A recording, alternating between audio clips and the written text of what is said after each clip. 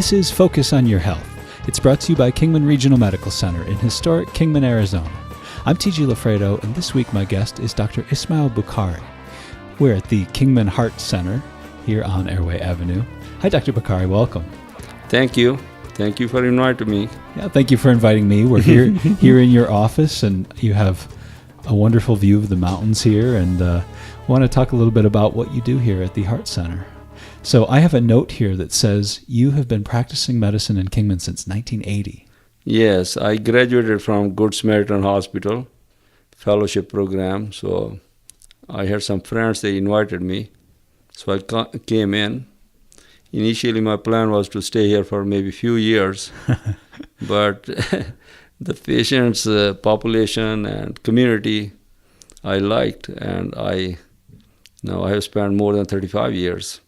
It's incredible. Do you remember your first impressions of the place when you first rolled into Kingman? Yeah, this was the big adventure. Actually, when I came in, this was a very, very small hospital. When I was coming in, a lot of my colleagues in Phoenix, they laughed, "Where are you going?" Yeah, some people said, that place needs some good doctors. And so it was a mixed feeling. So when I came in, this hospital was very small. And good thing was that people in Phoenix, they had accommodated me to do the advanced thing there. So I did not mind driving there, and I had a taste of both things, treating the patients in a rural area as well as do the very advanced thing in Phoenix. And you grew up in Pakistan. Your medical school was Nishtar Medical School in Multan. Is that correct? Yeah, that is right. Nishtar Medical College, Multan. And so this is like, when you came up here, this was sort of like a cowboy adventure for you, Wild West. Yeah, it was. A lot of people, especially old people, they liked me very much. They encouraged me to stay here. A lot of old physicians, and they were very happy that I was here. They encouraged me. And it was a good experience, yeah. You were the only cardiologist in town when you arrived. Maybe in the whole county. Wow. In the whole, actually, none of the rural Arizona had a cardiologist, not even a Flagstaff. So I was the only cardiologist in rural Arizona. So people were coming from far and wide when we finally had a doctor, a cardiologist. No, yeah, but in those days, everybody was practicing cardiology. Cardiology was not as advanced as it is right now. Anybody could practice it. Anybody could read the ECG. They will call themselves cardiologist. Okay. So it was the evolution, was great. So we saw a lot of things happening, yeah. I want to talk a little bit about that evolution. 35, 36 years of practicing cardiology. You've seen a lot of changes in this field over that time, I'm sure. Yeah, there are a lot of changes. Actually, it happened everywhere. What happened is that in those days, for example, anybody who will get a heart attack, 90% of the time he will be disabled forever. Mm. So no advanced treatment. So in those days, the treatment started getting advanced, and I kept on giving the advanced treatment to the people. And as a result, we were getting a good result. And the nurses were surprised in those days. They will see that a patient came with heart attack, and second time he will come back again, and he will not make it. And what we were doing is, we're picking up the nice patient's problem, take them to Phoenix, get them treated right, and they had a good result. And in these so many decades, treatment has actually a lot of treatment. Cardiology has improved, and it has saved a lot of lives and their quality of life. Now people with the heart diseases, they are treated properly. They are even flying 747. And before, they will just get disabled forever. So it was a big improvement, big progress. And there was a time where a heart attack was essentially a death sentence. Almost you can say that, yes. A lot of young people will come in, and they'll get a heart attack, and they'll get, it was almost, if they're not death sentence, at least they will be disabled. But now it is not like that. Yeah. And has I'm sure the technology has changed significantly. How much has that affected your practice and your day-to-day work? No, I actually have tried to keep it up. And in a heart, at least, we are not inferior to anybody. Our hospital, it was the joint venture. Initially, when I came in, I remember that one of the doctor told me, if you want to do advanced medicine, you have to go to some other town. It is not for you. Mm-hmm. But I think there are a lot of people here, administration, board, they were nurses. They were very helpful in bringing this revolution, and we were successful in that. Actually, as a result, in our rural Arizona, our hospital was the leading hospital in cardiology.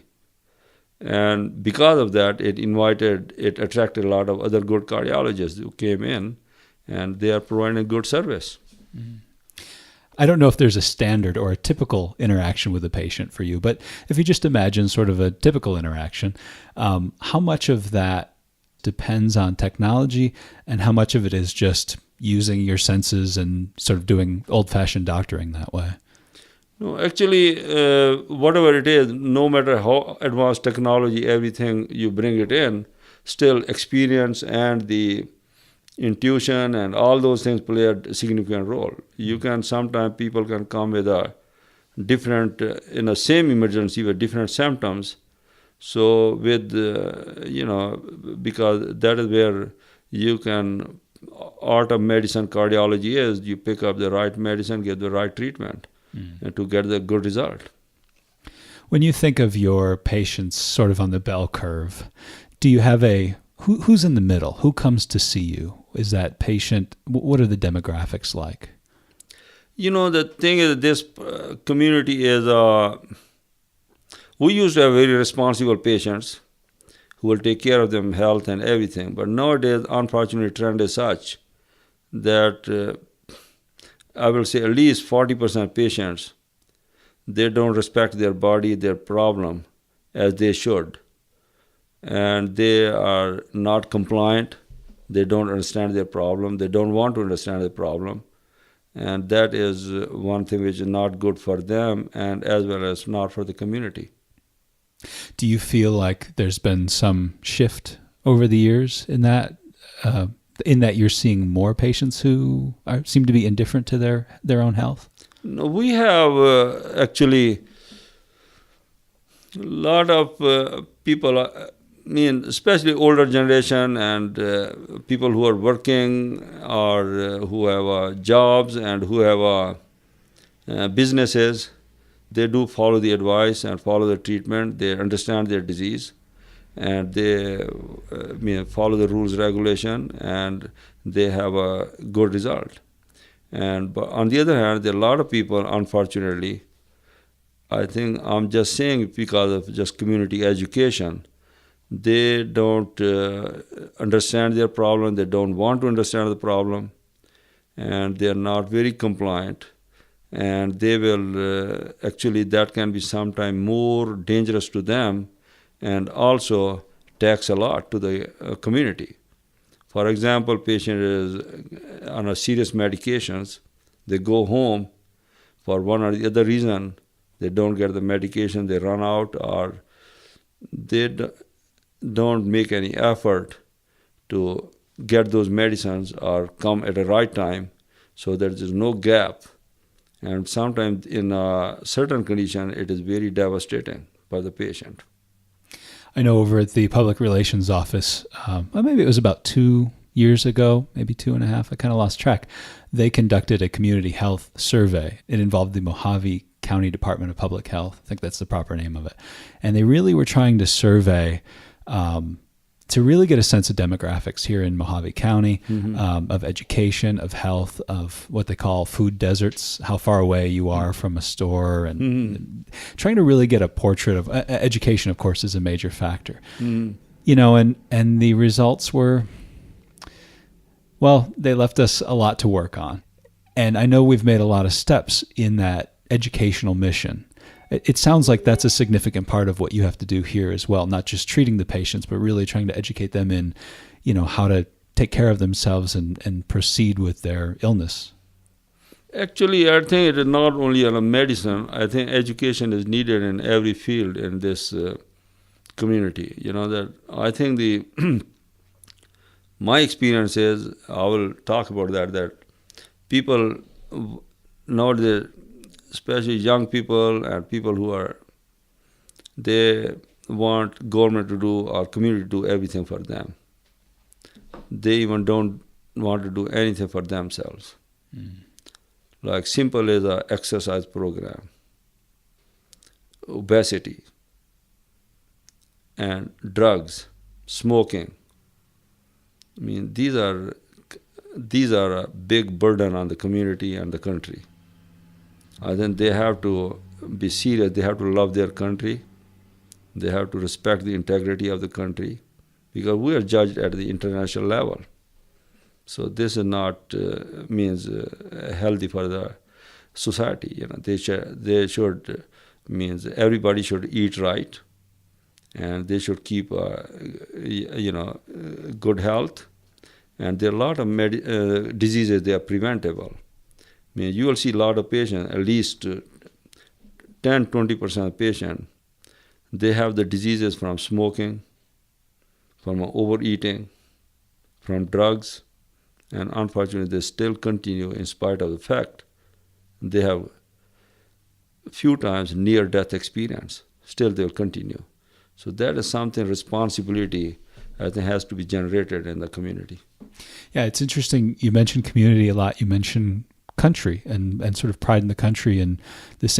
And I have to say, I talk to doctors every week, and I feel like a lot of them have more of a local focus, more of an idea, and maybe it's more of an American idea that, hey, everybody gets to do what he or she wants, and people make mistakes, and people, some of them do the right thing, some of them do the wrong thing for their health, but it's their choice, that sort of thing.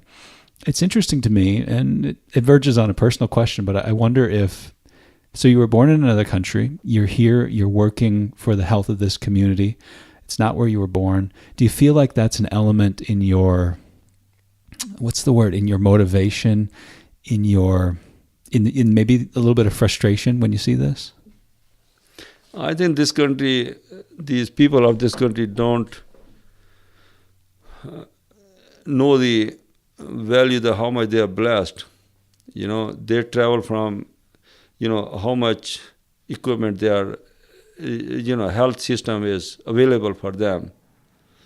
In poor countries, people can die from small things, They are small children,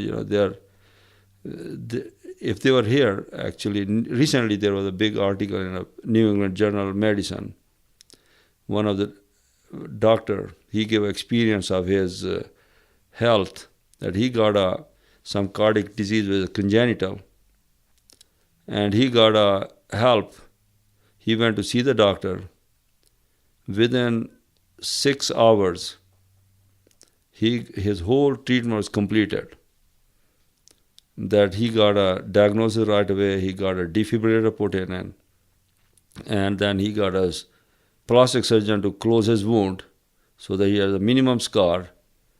And within 24 hours, everything was done. And then he remembered his father with the same disease. Over years, how miserably he died. He could not get that help. So that is the reason special article made. So this thing is not going to last too long if the fellow countrymen don't pay respect and have a respect for this and know what it is. And if you misuse it, then it is going to be not right. Then people will not going to be able to get, and none of them will be able to get these things.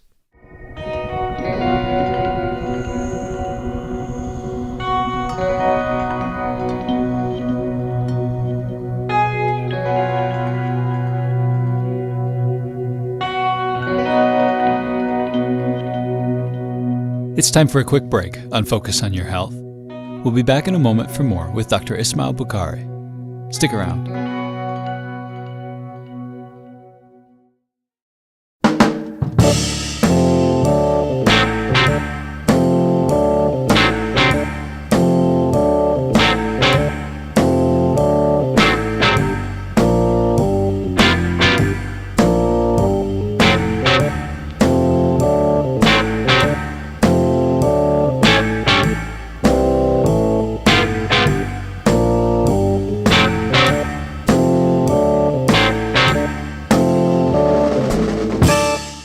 And welcome back to Focus on Your Health. I'm TG LaFredo, and this week my guest is Dr. Ismail Bokhari. He's a cardiologist at Kingman Heart Center.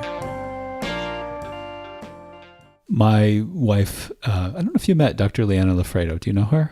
Yeah, I met her, yes. Ah, okay. And she's from the Philippines. She trained at Philippine General Hospital, which is a government hospital in Manila. And we went there a year ago, something like that. I took microphones. We worked on a little radio story there. And it was so incredible to be there on that campus and see it's a government hospital, so they don't turn anyone away. But you have to wait, lines and just throngs of people. The country is so overpopulated, and there are so many people there.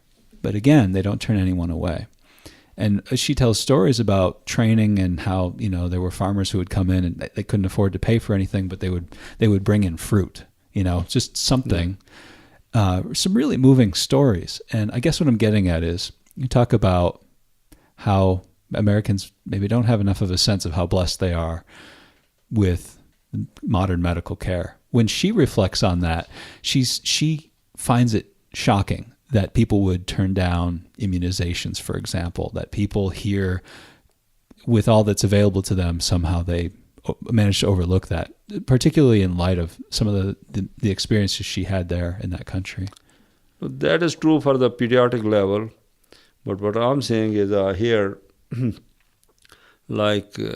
got a patient, with a drug overdose, his heart is extremely weak, okay? You work day and night, and you lose a lot of dollars on to get them help and get them out alive. And after a few months, the person comes back with the same drug problem, same thing. That is tragic. That is tragic. That thing is, I think there should be some system that this thing should be stopped. How do you navigate that when you're the physician trying to care for such a patient? I really spend a lot of time with them. Yeah. And I have good examples. I had one patient, I know he was a young boy. He was dying after amphetamine abuse. We almost lost him. He came out, he got better, and he quit smoking, quit drugs, and now he is back to just normal. I remember the few months back, I was walking in the hospital and one patient called me and he told me, listen, doctor, you spent with me time and quit drinking the day you told me. And I'm feeling a lot better. And then sometimes if you talk to them sincerely with good heart, they can get message and maybe few out of 100, it can change their life. So for all the tough stories, when those few out of the 100 do the right thing and turn it around, I imagine that helps to restore your faith in people, that they can really fix it. Yeah, that what happens, Yeah, people do see the sincerity, If you talk to them, they sometimes it is successful, yeah. Let's talk a little bit about your portrait of heart health. And just from this much of the conversation, I'm sure you're going to say it involves not using drugs, it involves getting some exercise. What else? If you were going to, I understand that each case is individual, each person is individual, but I'm sure there are recommendations you can make for heart health overall. Heart health is nothing, first of all, everybody should be an exercise program. There should be no room for obesity. Okay, that is not right, okay? And then eating right, okay? And you can't just keep on eating 24 hours. Means you have to have fixed meals and good portion, and then exercise program. And then no smoking. Smoking is bad, and drugs should be absolutely no. Because drugs and smoking, this really hurting the country. Because we get the patients, like this is a retired community, and we get the patient all over the United States. They move here, move out, okay? So we don't know what is going on here. It is going the other part of the country too. So this thing hurts when you see the people. abusing the resources, abusing their health, their own money. That's not right. So what you named are a lot of social factors, and I'm wondering about some of the genetic factors, how they play into heart health as well. Yeah, genetic factors are there. Basically, we don't see that kind of patients as much genetic factors. We normally see a middle or age or elderly people, okay, and those people. So genetic factors plays in a young people. And that also depends on if the people are, we see both, most of them, they are responsible people. But some are not, yeah. So there's this mix of the genetic and the social factors, but this social factors, and that's all the stuff we bring on ourselves. Yeah. In this community, there's most likely it is social factor, most of them. Yeah. Well, Dr. Bokhari, I was looking at I was setting up and I was looking at your wall. I counted 23 plaques. American Board of Internal Medicine, American College of Physicians. I won't read all 23 of them. Yeah. There's a lot to know here, and it's clear just by the wall that staying up on the research and knowing how the fields are advancing is very important to you. Yeah, the reason is that when I came to this town, obviously, it was a big jolt to me because my, always effort was to stay with the most current things. And, I did not want to be called just a GP out of rural area. So I always kept on doing some subspecialty education boards. So I think, so that's the reason that something feeling inside kept me up to it. And I wanted to, because people trust you, so I wanted to give them the best what I know and do that. So I think I did give a lot of credit to, and I really grateful to a lot of my teachers and my friends in a bigger hospital. A lot of things. When I came in, this hospital was nothing. So we built this hospital, intensive care unit, cardiology department, everything. And at one time, I was the only cardiologist and only intensivist in this town. So I wanted to make sure that I don't just take the advantage of, of these poor people. I wanted to give them the best. So I wanted to keep my education level to the current standard, yeah.